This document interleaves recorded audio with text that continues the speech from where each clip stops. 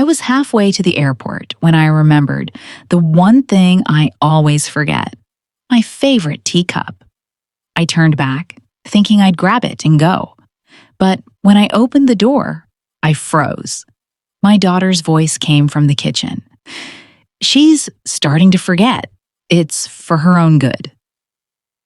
The clock on the wall stopped ticking, and just like that, I realized I'd raised a child who no longer saw me as capable of love, only as someone to be managed. The drive out to the lake felt longer than it used to. The road was quiet, almost too quiet, like it knew what I'd just heard back home.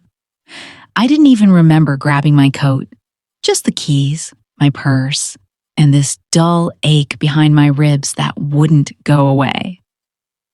The air smelled like rain and old pine when I pulled up beside the cafe. Same crooked sign, same rusty chairs out front. I hadn't been there in years, but the sound of the bell above the door still sang the same note. I ordered the usual, Earl Grey with a little honey, and sat by the window that faced the lake. The waitress looked at me like she almost recognized me but couldn't place where. Maybe she used to be one of my students. That thought stung a little. I used to remember every face, every name. The lake was still half frozen, little ripples of sunlight breaking through the cracks in the ice. That was Arthur's favorite thing to watch, the first thaw of spring. He said it reminded him that everything, no matter how cold, eventually softens. I used to believe that too. The tea steamed in front of me, curling like smoke. And suddenly, I saw Lena at 7 years old, sitting across from me at this very table. She had a marshmallow in her cocoa and crumbs on her chin. She asked me, "Mom, do you ever get tired taking care of everyone?" I remember laughing, saying, "Never. That's what love does. It doesn't count." She smiled then, proud of that answer, like she'd just learned a secret. But now, sitting alone, that same line echoed differently. Love might not count, but people do. They count hours, bank statements, signatures. They turn affection into management. Somewhere along the way, I became something to be handled, not someone to be trusted. I tried to sip my tea, but it had gone cold. I watched the sunlight flicker over the water and thought of all the ways we measure a life. Not by years or money, but by the little rituals, the Sunday drives, the letters we never sent, the sound of a loved one's laugh from another room. Arthur used to bring me here after church.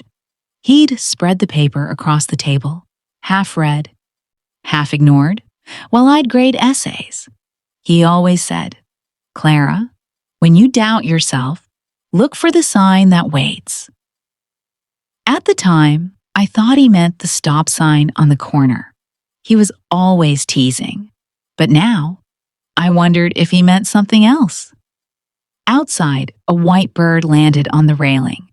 Just a common egret, maybe. But the way it stood there, perfectly still, staring right at me, it felt like an answer to a question I hadn't said out loud, the kind of sign Arthur would have believed in. I whispered, "All right, I see you," half smiling through the tears I didn't want to admit were there. Maybe that was his way of telling me I wasn't losing my mind, that I still had one. A couple sat down 2 tables away, laughing about some TV show. The woman touched the man's hand in that small, familiar way couples do when they think no one's looking. It reminded me of us. I wondered if Lena ever saw love like that growing up, or if she only saw responsibility. Maybe that's why she's so afraid of aging. She thinks it's a loss of control instead of a surrender. I don't hate her for what I heard. It hurts, yes, but hate feels too heavy to carry. What breaks me is the quiet assumption beneath her words that my story is already over, that I've moved from the chapter of doing to the chapter of being done. The waitress came back and asked if I wanted another cup. I nodded. "Make it hot this time," I said. She smiled politely, not knowing how much that little joke meant to me. While she poured, I looked down at my hands. They've changed. Thinner, softer, lined with all the years of chalk dust and dish soap, but they're still steady. That's the thing about growing old. You lose strength in your grip, but gain it in your staying power. When the tea came, I let it sit a moment, watching the steam rise. Every curl of vapor looked like a memory trying to find its way back. I could almost hear Arthur humming under his breath. The sound of Lena's small hands stacking sugar packets into towers. Maybe love isn't about holding on. Maybe it's about holding steady while the world shifts around you. Outside, the bird spread its wings and lifted off, circling once before disappearing over the water. The sun caught its feathers, a flash of white against the gray sky. For a second, I felt warm. I took a slow breath, feeling something settle in my chest, a quiet kind of peace. Maybe it was faith, or maybe just the understanding that life doesn't end when people stop believing in you. It ends when you stop believing in yourself. I finished my tea, left a few dollars on the table, and stepped back into the chill air. The wind off the lake was sharp but clean. As I reached the car, I turned for one last look at the cafe, at the window where I'd sat for so many years without realizing it was a mirror more than a view. The world inside that reflection was still, calm, waiting. And for the first time all morning, I didn't feel forgotten. I just felt paused. I started the engine, glanced at the road ahead, and whispered, "All right, Arthur, I'll keep looking for the sign." Then I smiled, because somewhere deep down, I knew I already had. If this story reminds you of someone who deserves to be seen, share it with them. Maybe they need a sign too. The next morning, I found myself driving toward the old high school without really meaning to. The building looked smaller than I remembered. The bricks faded, the flag out front a little torn at the edges. It was early enough that the parking lot was still half empty. I sat there for a minute, wondering what on earth I thought I'd find here. Maybe proof that I used to matter. Maybe just something solid to hold on to. Inside, the hall still smelled like floor wax and pencil shavings. My shoes echoed as I walked past the rows of lockers, the same dull blue ones I'd seen for 30 years. My old classroom was still at the end of the hall, left corner, the one with the window that stuck when it rained. The door creaked the same way it always did. Someone else's name was on the plate now, but the desk was still mine. I ran my hand across the surface, tracing old scratches left by restless seniors. Beneath the varnish, I could still feel the tiny grooves where I used to carve little notes to myself. Reminders, lesson ideas, grocery lists. It was silly, but I half expected to hear the bell ring and see my students rush in, laughing, asking if we could watch a movie instead of talking about Shakespeare. I opened the top drawer, out of habit more than curiosity, and there it was, folded between a pile of yellowed worksheets, a small piece of lined paper, torn from a notebook. The ink was faded but still legible. I unfolded it carefully. It was a poem. To my mom, the safest place is your voice. The handwriting was unmistakable. Lena's, back when she used to come sit in my class after school, waiting for me to finish grading papers. I remembered that day now. She must have been about 8. I was so tired, worried about paying bills, about being both teacher and mother. And she handed me this little note like it was treasure. I tucked it away, thinking I'd frame it someday. I never did. Reading it now, my eyes burned. My own daughter once found safety in me. I used to be the steady voice in her storms. What changed? When did I stop being her anchor and become her burden? I leaned back in the chair. It groaned under my weight, and looked around the room. The walls were still covered with student art projects. The new teacher must have kept my old bulletin board. In the corner hung a faded poster I'd made years ago. Words build bridges stronger than steel. I used to tell my students that all the time. Maybe I should have told it to myself. Maybe if I'd found better words, Lena would have understood that I don't need to be managed, just respected. But as the tears blurred the edges of the room, another thought slipped in. Maybe she isn't cruel. Maybe she's just scared. Maybe it's not my weakness she's afraid of, but her own. Watching someone you love get old forces you to see where you're headed. Maybe she can't face that yet. I sat there for a long time, letting the quiet stretch around me. Dust floated in the light that poured through the blinds, soft and golden. The desk, the poem, the silence. It all felt like a conversation without words. When I finally stood up, I folded the note and slid it into my coat pocket. I whispered, "Thank you, sweetheart," even though she couldn't hear me. Not now. Not yet. Walking back through the hall, I passed the teacher's lounge. The same coffee pot sat there, ancient as ever. I poured a cup, mostly out of habit, and sat by the window. Outside, a group of students were sitting on the lawn, laughing, arguing about something trivial and beautiful. Probably who liked who. I smiled. Life goes on, always does. And somewhere in that noise, I caught a small thread of comfort.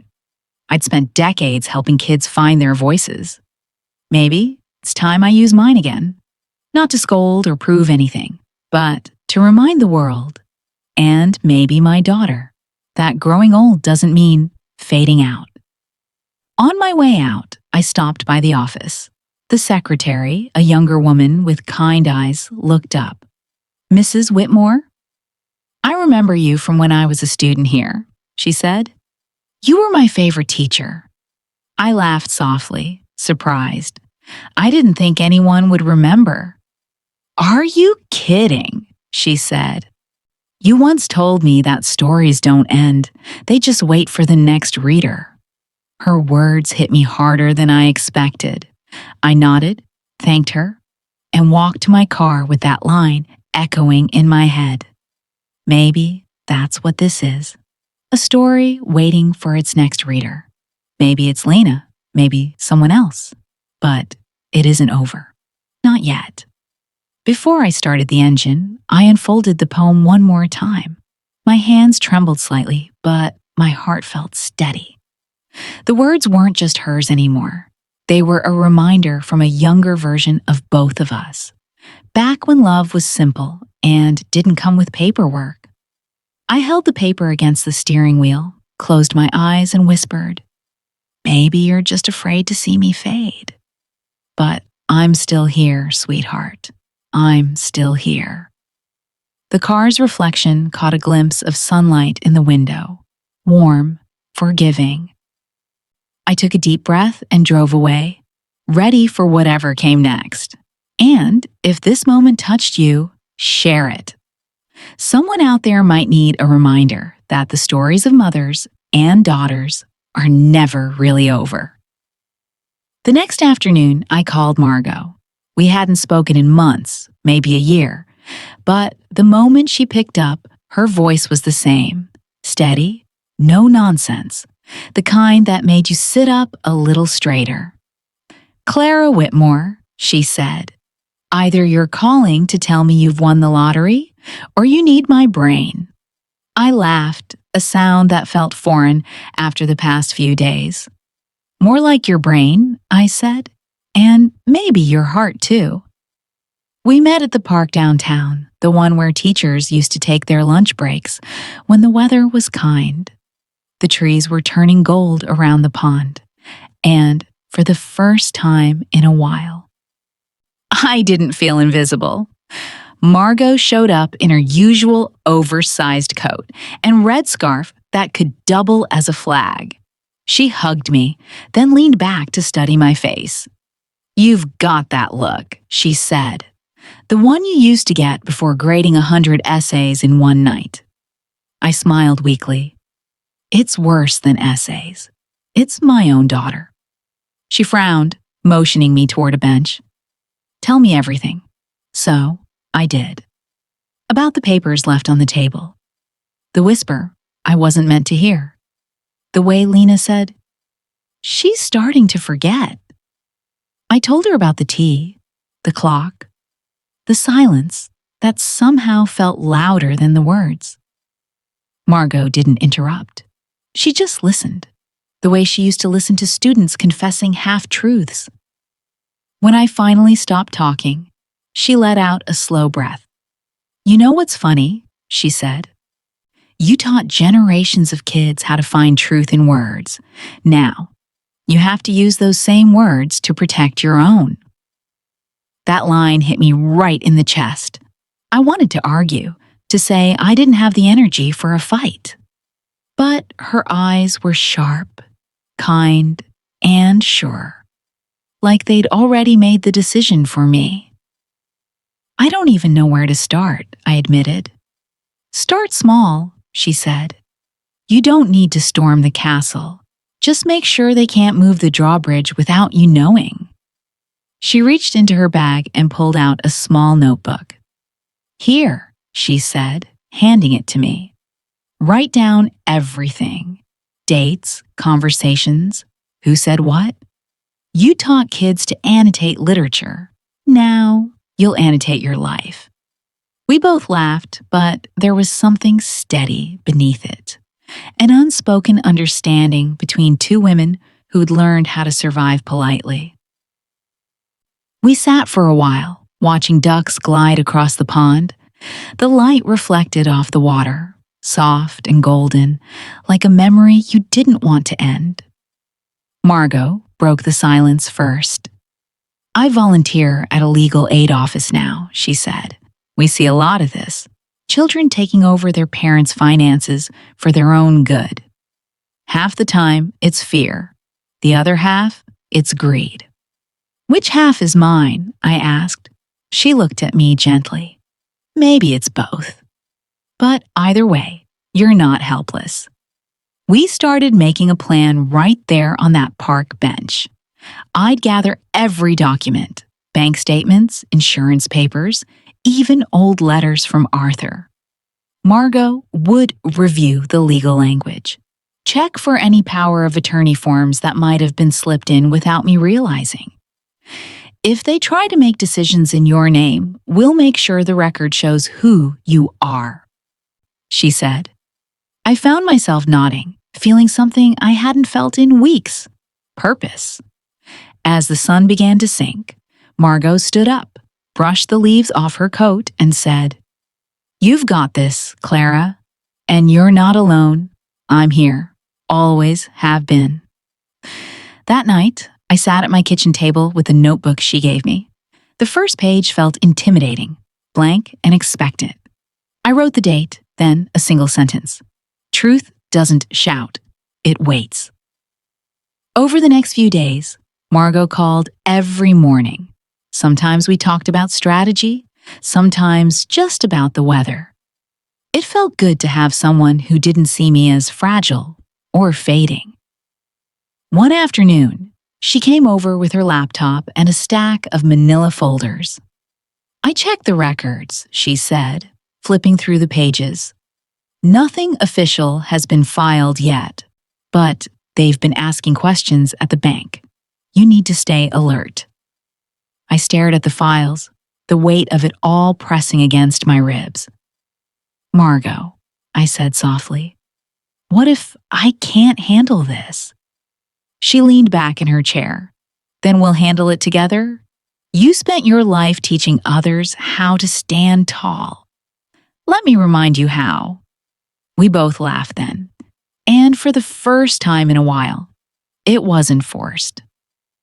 That evening, I made tea for the two of us. The same kind Arthur used to make when we stayed up late marking papers. Margot raised her cup and said, "To friendship that doesn't expire." To stubborn women everywhere, I added. The clink of our cups was small, but it sounded like courage. Later, after she left, I looked around the quiet house. It didn't feel empty anymore. It felt preparing, like the pause before a strong line in a poem. I picked up the notebook again and started listing everything.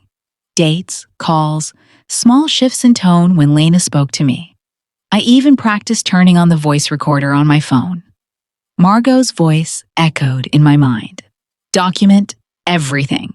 Truth loves evidence. By the time I went to bed, the fear hadn't disappeared, but it had a companion now, resolve. And as I turned off the light, I whispered into the dark, "You're right, Margot. I'm still here. And I'm not done teaching. If this part of Clara's journey reminds you of someone who stood up quietly but firmly, share it. Sometimes the smallest alliance, one true friend, can turn silence into strength." It was a quiet Sunday afternoon when I called Lena and asked if she wanted to come by for lunch. My voice was calm, almost cheerful. I told her I had a new tea blend I wanted her to try, the one with orange blossom she used to love as a teenager. She hesitated for a second on the phone but agreed. That pause told me everything. She wasn't coming for me. She was coming to make sure I was still all right. I spent the morning pretending to be forgetful. I left the oven off after preheating it, misplaced a spoon, even forgot where I'd put the sugar. Each slip was deliberate, careful. My hands trembled, not from age, but from restraint. Margot's words echoed in my head. Truth loves evidence. So the recorder was already hidden beneath the napkin holder, tiny red light blinking beneath the lace. When Lena arrived, she looked professional, polished, like she'd stepped out of a meeting rather than into her mother's kitchen. She glanced around the room and smiled that strained, worried smile I'd started to recognize. "Mom, you shouldn't cook alone. You could hurt yourself." I laughed lightly, stirring the pot that wasn't even turned on.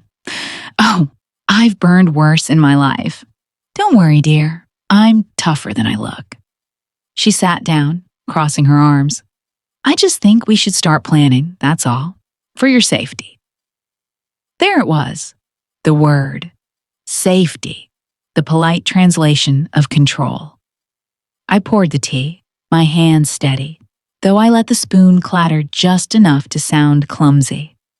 The steam rose between us, blurring her face for a moment, like a memory half forgotten. She reached over, her tone soft but heavy with pity. "Mom, you've been forgetting things. It's not your fault. Maybe it's time we take care of things for you." I smiled, looking right at her. "You already are." She froze for a second, unsure how to respond. The silence between us thickened. Only the slow tick of the clock filled the air. That clock hadn't worked in years, but I'd wound it this morning. I wanted it to mark this moment. Lena sighed, brushing her hair behind her ear. "I just want to help. You raised me to be responsible." "That's what I'm trying to do." I nodded. "I know, but sometimes responsibility can sound an awful lot like fear." Her expression flickered. Confusion, guilt, then defensiveness. "Fear? Of what?" "Of me fading," I said quietly. "Of what happens when the person who took care of you stops being who you remember." The words landed heavy. I could see them sinking into her, making her shift uncomfortably. She took a sip of tea, probably to avoid answering. I looked down at my cup, steam still rising. "Funny," I said softly. "You can leave a cup sitting for an hour, and the tea still stays warm if it's close enough to the fire." She frowned. "What does that mean?" I smiled again, this time without tremor. "It means love doesn't cool just because time passes." Her eyes glistened for a moment, but she blinked it away. "You're being dramatic, Mom." "Maybe," I said. "Or maybe I'm just finally awake." The silence after that was almost cinematic. Just the soft hum of the refrigerator, the faint chirp of birds outside. She didn't know the recorder under the napkin holder had captured every word, every sigh, every attempt to make me smaller for my own good. When she stood to leave, she kissed my cheek, that same rehearsed tenderness she'd used at holidays. "I'll call you tomorrow, okay? Don't cook alone again." "I won't," I said, and I meant it differently than she did. After she left, I stayed there at the table, the half-empty teacups cooling beside me. The air felt heavy, but also still. The kind of stillness that means something has shifted, even if no one else knows it yet. I reached under the napkin holder and turned off the recorder. The tiny click echoed like a bell. Proof of sound, proof of sanity, proof that love can defend itself quietly. I poured the rest of my tea into the sink, watching the dark liquid swirl down the drain. Then I looked at the reflection in the window. An old woman with steady eyes, calm and clear. Not a victim. Not yet a winner either. Just someone who refused to disappear without leaving a record. The tea had gone cold, but I hadn't. And as the light faded across the kitchen wall, I whispered, "All right, Margot, your turn. If you've ever had to stay silent just long enough to prove your strength, share this." Sometimes strength isn't loud. It's the quiet decision to stay standing. 2 days later, Margot called. Her voice had that same mix of calm and excitement teachers used before revealing test results. "Clara," she said, "I think you should come by my office. There's something you'll want to see." Her office was small, lined with shelves of legal books that looked too heavy for their purpose. On her desk sat a manila folder with my name on it. She didn't open it right away, just looked at me with that slow, reassuring smile she always gave before dropping big news. "I went through every file your husband ever signed related to your estate," she said. "And I found this." She slid a thin paper across the desk. It was handwritten in Arthur's familiar looping script. My heart stuttered before my eyes even focused on the words. "In any doubt, my wife retains full independence. Her mind has built generations." For a moment, the room blurred. I could almost hear his voice, the calm certainty in it. Arthur had always believed in me, even when I didn't. Margot's tone softened. "This note was attached to your old insurance documents. It's legally recognized. It overrides any recent power of attorney that wasn't voluntarily signed by you." I blinked hard, letting the truth settle in. My late husband had written a shield for me, tucked it quietly into bureaucracy, where it would wait until I needed it. Margot leaned forward. "Your son-in-law's firm filed to transfer control of your finances using falsified evidence, doctor's notes, statements that don't exist. We've already sent everything to the court clerk. They've frozen the process pending investigation." My breath caught. "You mean it's over?" "Not yet," she said, "but it will be. The system takes time, but truth has a way of catching up." I stared at the note again, The handwriting wavered under my tears. Arthur had written it years ago, probably after the first time we talked about aging, about what happens when memory fades, but dignity remains. He kept his promise, I whispered. Margot smiled. He always did. Later that week, Lena called. Her voice was smaller than usual, careful. Mom, something happened at the firm. Daniel's been removed from a few cases. There was an audit. I heard, I said quietly. Margot told me. Silence stretched between us. I could feel her trying to make sense of it all. How her mother, the woman she thought needed protecting, had protected herself all along. I don't understand, she said finally. Why would Dad write that? I could almost hear Arthur chuckle in the back of my mind. Because, I said gently, he knew one day someone might mistake my kindness for weakness. She didn't answer, just breathed softly into the phone, like someone trying not to cry. After the call, I walked outside. The afternoon light was gold and sharp, the kind of light that makes everything look honest. I sat on the porch steps, holding that note between my fingers. It fluttered a little in the breeze, like it was breathing again. There was no anger left in me, only a deep, settling peace. Justice didn't need to shout or punish. It had already spoken quietly in a man's handwriting that time couldn't erase. When I looked up, the sky was streaked with white. A single bird circled once above the trees, then disappeared into the distance. For a moment, I thought of that old saying Arthur loved. When you doubt, look for the sign that waits. I smiled. I see it, I murmured. I see it now. That evening, Margot dropped by with 2 cups of tea. We sat in the fading light, the kind that softens every sharp edge.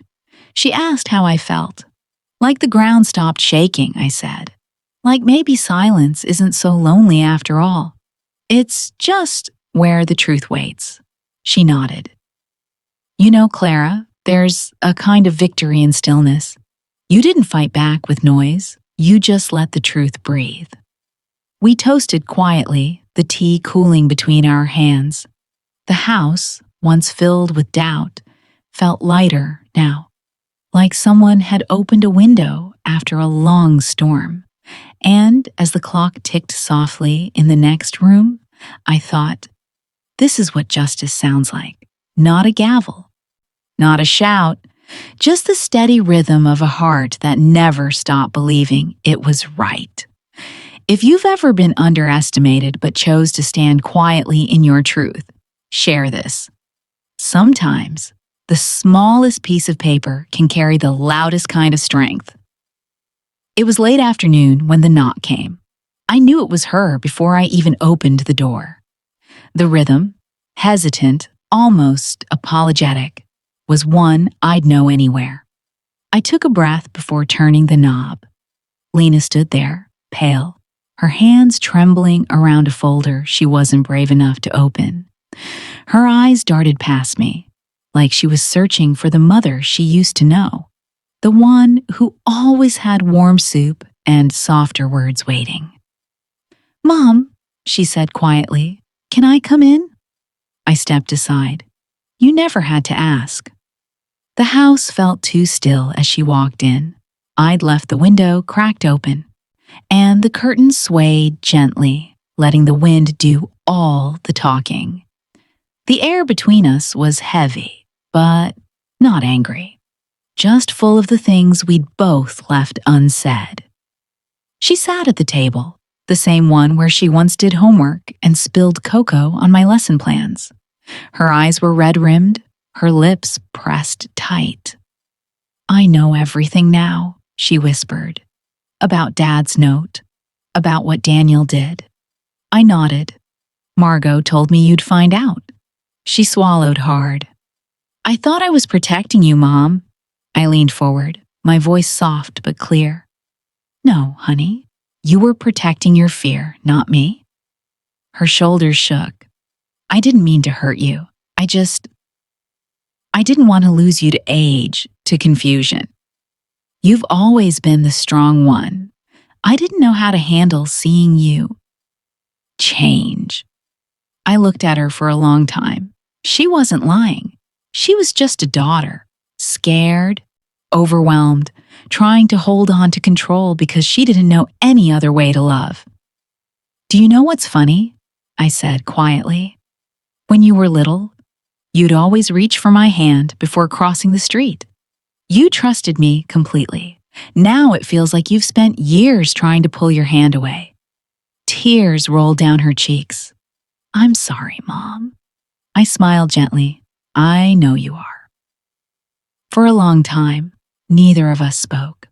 The only sound was the soft rustle of the curtains and the faint ticking of the old clock Arthur once fixed. It was the same kind of silence that used to fill the house when he was reading by the fire. Peaceful, not empty. Lena looked around, her voice breaking. "How do you stay so calm after everything?" I thought for a moment, then said, "Because anger wastes the very time I fought to protect." And I've learned that forgiveness isn't about saying it's okay. It's about refusing to carry what's already been dropped. She looked at me through her tears. "How do you forgive me that easily?" I reached across the table, taking her trembling hand in mine. "Because love doesn't forget. It just gets quiet until we're ready to listen again." She broke down then, the kind of crying that comes from the chest, not the throat. I didn't pull her close. I didn't need to. I just held her hand, firm and steady. That was enough. Outside, the light shifted. The sun dipped lower, and the air took on that golden warmth that makes even shadows look soft. I glanced at the window and saw a single white bird land on the fence, wings folding neatly. Arthur's sign, maybe, or just a moment of grace showing up when it was needed most. When Lena finally looked up, her eyes were swollen, but lighter somehow. "I don't deserve you," she said. "Maybe not," I teased gently, "but I'm still yours." She laughed through her tears. For the first time in a long while, it sounded real. We sat there until the room darkened, not talking, not explaining, just breathing in sync again. The silence wasn't heavy anymore. It was full, whole. When she stood to leave, she hesitated at the door. "Mom, can I come back tomorrow?" I smiled. "You never really left." She nodded, biting her lip, then walked down the path as the streetlights flickered on. I watched her go, the faint breeze lifting her hair, the same way it used to when she ran across the playground toward me after school. When the door finally closed, the house felt alive again. Not loud, not busy, just warm. I looked at the teacup sitting on the counter, half full, still faintly steaming. Maybe some love, I thought, never cools.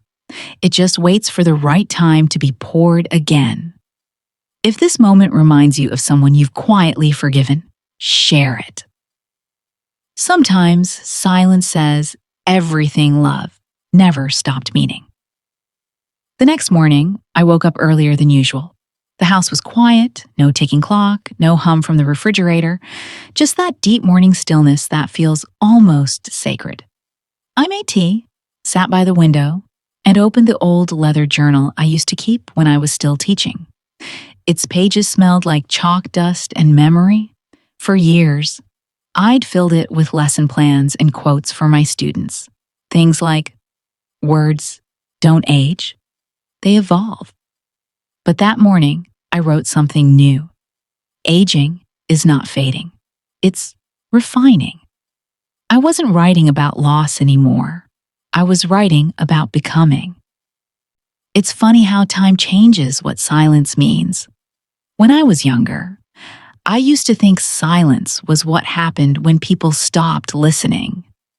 Now, I realize it's what happens when you finally start hearing yourself again. Every word I wrote that day felt like a slow exhale. Not a scream, not even a sigh. Just release. Margot stopped by later, carrying her usual tote bag full of case files and herbal tea. She found me at the dining table, papers spread everywhere. "Don't tell me you're grading essays again," she joked. "Something like that," I smiled. "Except this time, the student is me." She laughed, then sat down beside me, skimming through what I'd written. Her eyes softened.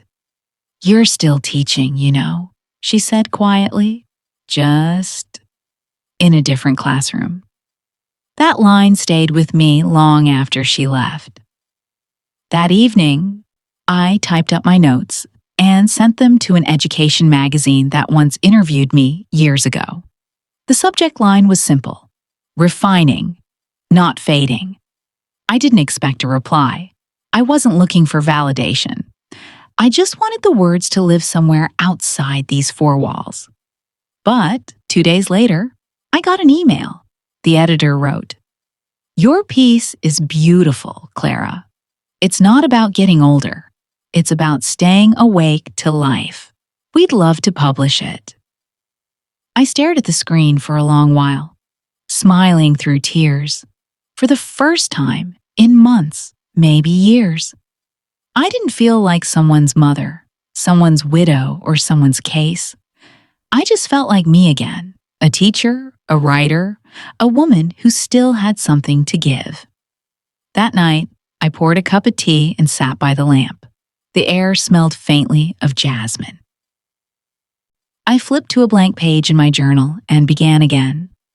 There's a kind of freedom in forgiveness, not the dramatic kind, just the quiet kind that lets you breathe without bitterness. Outside, the wind brushed against the window. I imagine Lena at her own table, perhaps replaying our last conversation. Maybe she was crying. Maybe she was angry.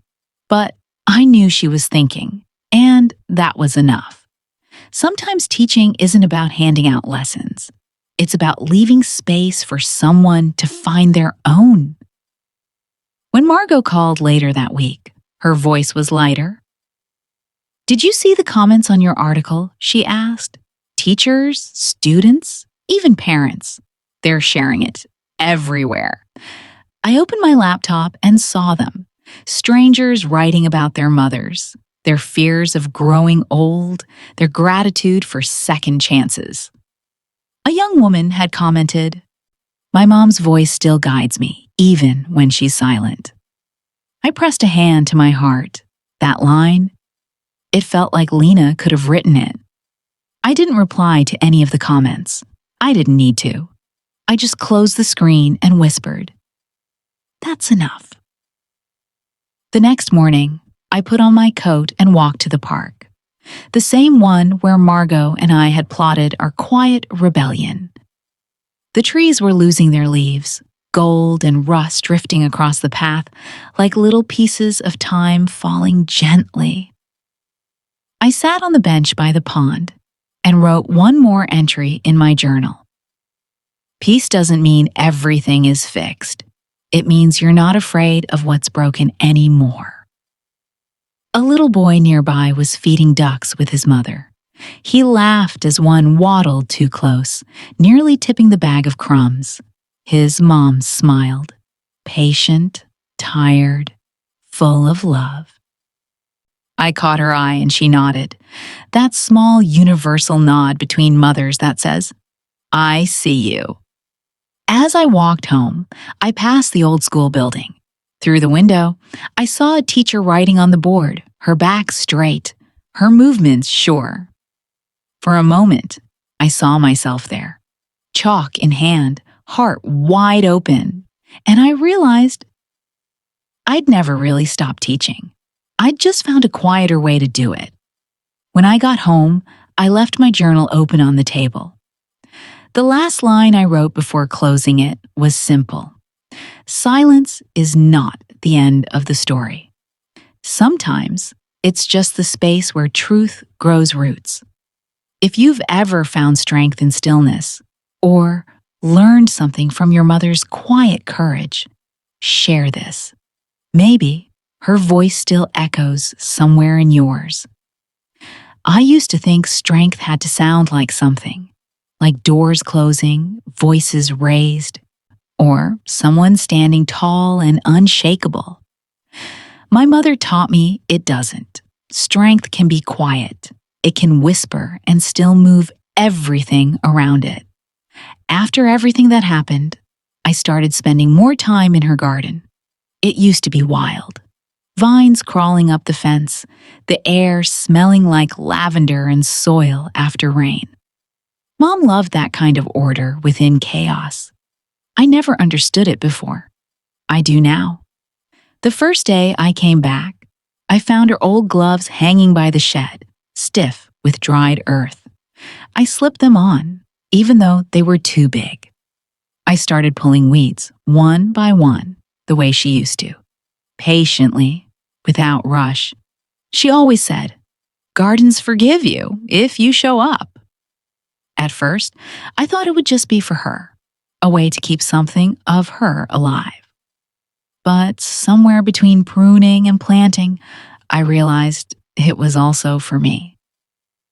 For all the ways I tried to control life instead of nurture it. There's this one corner of the garden, near the back fence, where she used to plant white chrysanthemums every fall. They were her favorite, stubborn, lasting flowers that bloomed even when the air turned cold. I decided to replant them. When I dug into the soil, I found one of her old plant markers, faded but still readable. Grace doesn't shout. I remember rolling my eyes when she wrote that years ago. Now, I get it. Mom never needed to yell to be strong. She just kept showing up. With kindness, with reason, with that quiet conviction that used to frustrate me because it made my noise look foolish. Sometimes, when I'm out there watering, I still hear her voice. Not words, exactly. More like a feeling. Like the way the wind shifts before rain. She'd say something simple, like, "Don't rush what grows," or, "Not every silence is empty." I used to think her calmness was distance. Now I know it was faith. Faith in time, in people, in the idea that love could hold its shape even after being bent 1,000 times. The day her article got published, I read it again and again. Aging is not fading. It's refining. She wrote it for herself, but I think she also wrote it for me, for anyone who ever confused fragility with grace. I printed it out and framed it above my desk. Every time I start to overthink, I glance up and whisper, "I'm listening, Mom." One evening, after finishing in the garden, I sat on the porch steps and looked at the flowers. The air was still, warm. A white petal floated off one of the chrysanthemums and landed in my lap. It felt like a nod, not a goodbye, just a reminder. I think that's what love becomes when you stop fighting it. It stops trying to teach and just starts being there. Like the sound of her stirring tea in the morning, or the smell of old books in her classroom, or the way she used to rest her hand on my shoulder without saying anything. I tell my daughter stories about her now, not the dramatic ones, just small things. How Grandma always remembered birthdays, how she could make even burnt toast taste special, how she believed that forgiveness was a kind of intelligence. Sometimes my daughter asks, "Was Grandma brave?" And I say, "Yes, but not the kind that yells or breaks things, the kind that stays, even when no one says thank you." It took me years to understand that kind of courage. Years and one quiet woman who never stopped teaching, even when I stopped listening. So now, When the wind moves through the garden, I let it. I don't fight it. I just watch the flowers bend, soft and sure, then rise again. That's how she loved. And that's how I'm learning to live. If you've ever learned strength from someone who spoke softly, share this. Sometimes the gentlest voices leave the deepest roots. It had been a few months since the garden bloomed again. The air carried that early spring softness, quiet, gentle, full of things returning. I drove to Mom's house that morning without really planning to. The key still fit perfectly. Inside, everything was the same.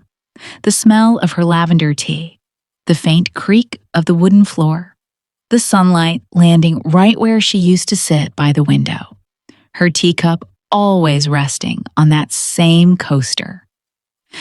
I stood there for a while before noticing the cup on the table. The one with the small chip near the rim, the one she never replaced. Something about it felt too deliberate, too still. When I lifted it, I found a folded piece of paper tucked beneath. It was her handwriting, steady, elegant, unmistakable.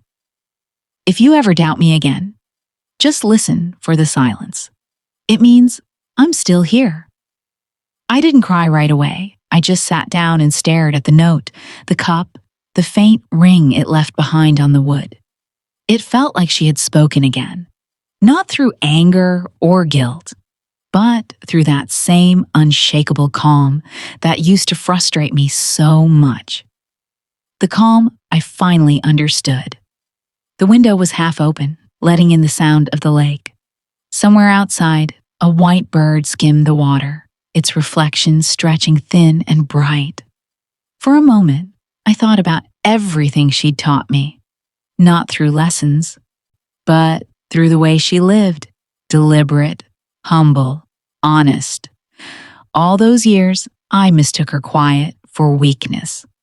I thought control was power, and she thought patience was. Turns out she was right. She always was. I placed the note back where it was, under the cup, exactly as I'd found it. I didn't need to take it home. I didn't need to frame it or keep it. It wasn't written to be owned. It was written to be remembered. When I stepped outside, the wind moved through the garden she'd loved. The chrysanthemums swayed, white and soft against the sunlight. I ran my hand over them and whispered, "I hear you, Mom." For the first time, the silence didn't feel like an absence. It felt like an answer. Because silence, I've learned, doesn't hide pain, it holds dignity. It keeps the truth safe until someone's ready to listen.